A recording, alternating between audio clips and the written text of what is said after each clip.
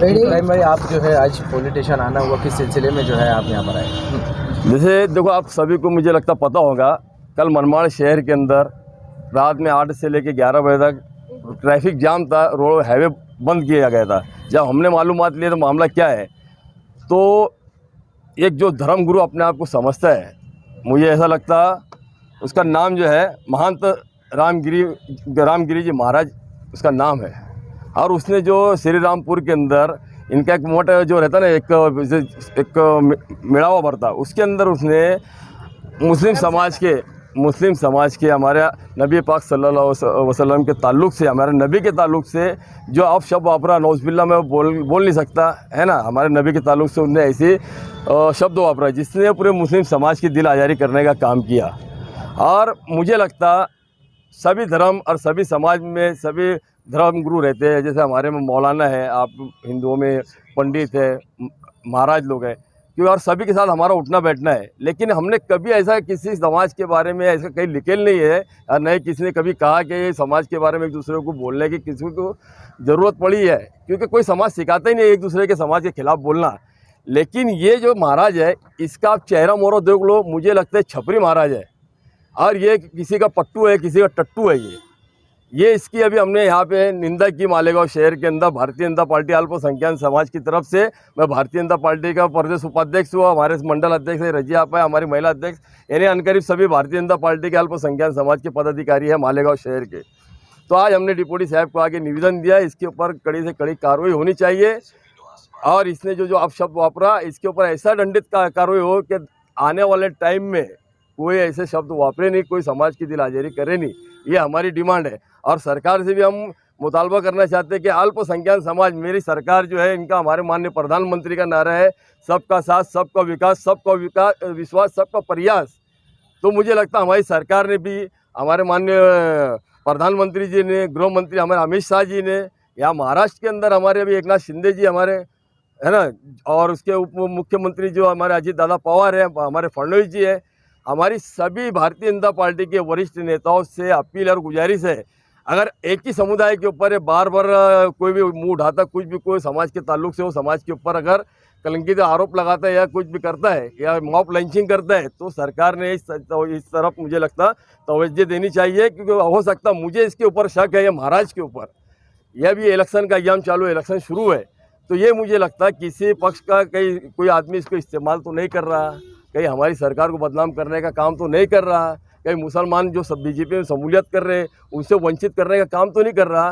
तो मेरी सरकार से गुजारिश है, इसके ऊपर गुना तो दाखिल होगा, लेकिन गुना दाखिल होने के बाद इसकी वो ठुकाई करो, इसके ये पूछो कि तेरे को चला कौन रहा। और जो हिसाब से देखते कि ऐसा पढ़ रहा था, तो मुझे लगता है मुस्लिम धर्म से इसका कोई ताल्लुक भी नहीं है, इसको कोई नॉलेज भी नहीं है, ये किसी ने इसको ड्राफ्टिंग करके दिया या भामटा वो देख देख के बोल रहा था। और ये राइट किसी को नहीं है किसी समाज के ताल्लुक से बोलना। ये हम इसका निषेध करते, इसका विरोध करते। मालेगांव शहर के अंदर हमने अभी डिप्टी साहब को इसके ताल्लुक से निवेदन दिया भारतीय जनता पार्टी अल्पसंख्यक मोर्चा की तरफ से, और हमको डिपार्टमेंट पे भरोसा है। डिपार्टमेंट ने वैसे भी इसके यौला में भी गुना दाखिल किया, मनमाड़ में भी किया। इसी तरह से हमने उम्मीद जताई कि मालेगांव शहर के अंदर की इसके ऊपर गुना दाखिल होना चाहिए, और इसके ऊपर तो ऐतिहासिक गुना दाखिल होना चाहिए, पूरे देश भर में गुना दाखिल होना चाहिए, और इसको इस तरह अंदर डालो के बाहर भी नहीं निकलना चाहिए। आपने जो ये मेमोरेंडम दिया, अगर बेहतर नहीं होता कि मेमोरेंडम देने के बजाय आप सीधे कंप्लेन करते, जैसे अलग अलग जगह पर कंप्लेन हुई है, आप खुद कंप्लेनर बन के कंप्लेन करते। मेमोरेंडम कई बातों के लिए दिया जाता है, उसके असर कितना होता है ये नहीं मालूम। अगर आप सीधे जो FIR दर्ज करवाते तो हो सकता था कि शायद और ज़्यादा सख्त एक्शन लिया जाता। देखो, हमने FIR के डिमांड करने के लिए ही दिए, FIR के लिए ही दिए। अगर डिपार्टमेंट FIR देखो, उसकी भी एक कानून की भी एक मर्यादा है। अगर एक केस के ऊपर, एक आदमी के ऊपर एक केस हो गया, अगर एक मोटरसाइकिल वाले ने आज मान लो किसी को ठोक दिया, तो जाहिर सी बात उसके ऊपर एक दिन में 4 केस नहीं बनते, या अलग अलग शहर में नहीं बनते। ये मालूमात हमको डिप्टी साहब ने दिया कि यार ऑलरेडी ये केस ऐसा हुआ, ऐतिहासिक केस बन गया, देखा जा रहा। बोले एक ही आदमी एक ही मीटर में 2 जगह गुना दाखिल हुआ, तो बोले ऐसा हमने देखा नहीं। लेकिन ठीक है, तात्काल ऐसे कोई हालात जब पैदा होते हैं तो उसके लिए रास्ते नियम और एक्ट बदली भी हो सकता है, ऐसा नहीं है। तो इसी तरह से हमने डिमांड की, जब 2 केस हो सकता है तो मालेगांव में तीसरा भी दाखिल होगा। और केस दाखिल करना मकसद नहीं, हमारा मकसद तो केस दाखिल होना ही है, ऑलरेडी इसके ऊपर केस दाखिल है।